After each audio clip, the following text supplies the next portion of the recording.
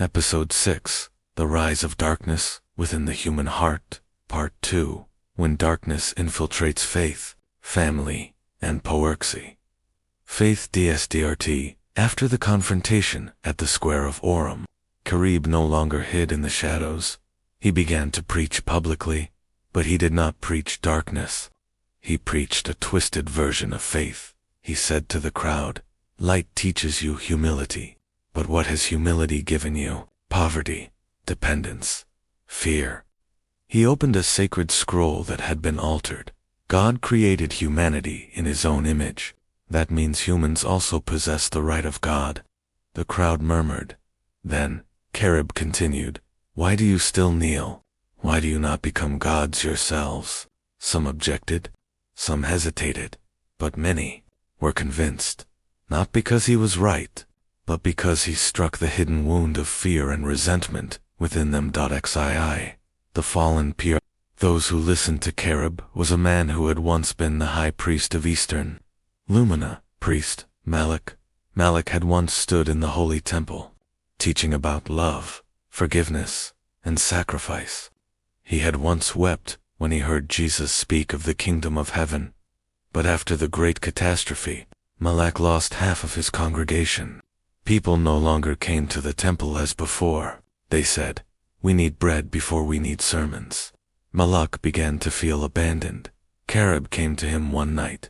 "You once had thousands listening to you," Carib said, "and now, has the light preserved that for you?" Malak was silent. "I can restore your power," Carib whispered. "You only need to preach my way." And in that moment of weakness, a man who once preached the light sold his soul to the darkness. Zai, darkness. Within the HOM was not only faith that was twisted.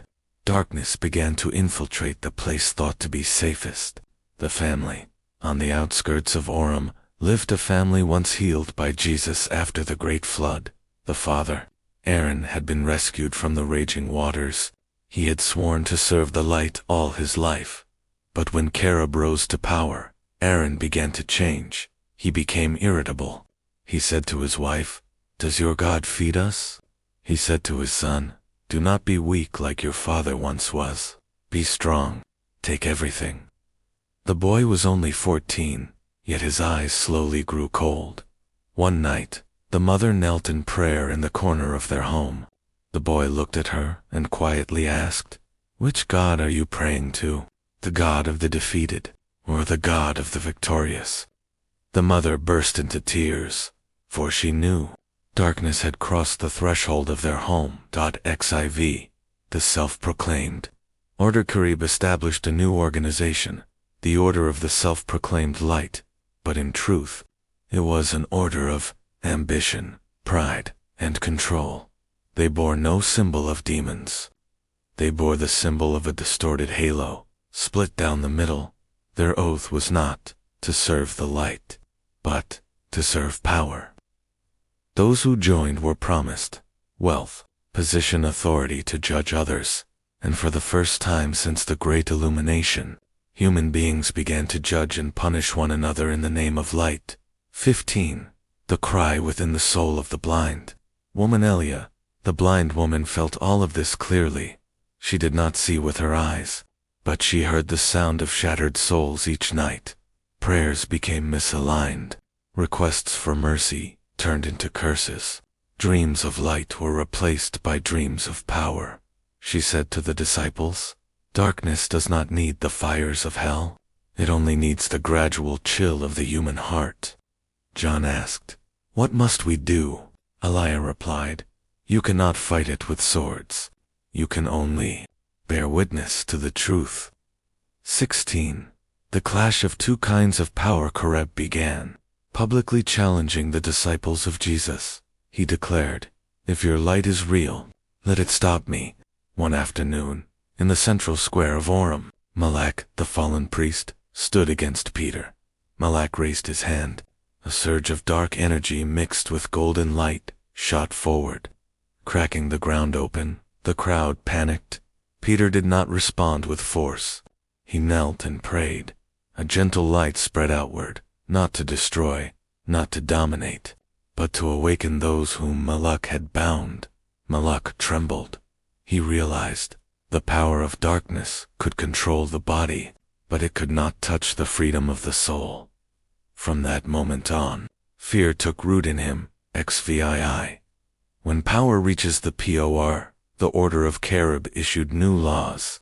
In the areas under its control, those who refused to join were forbidden to trade.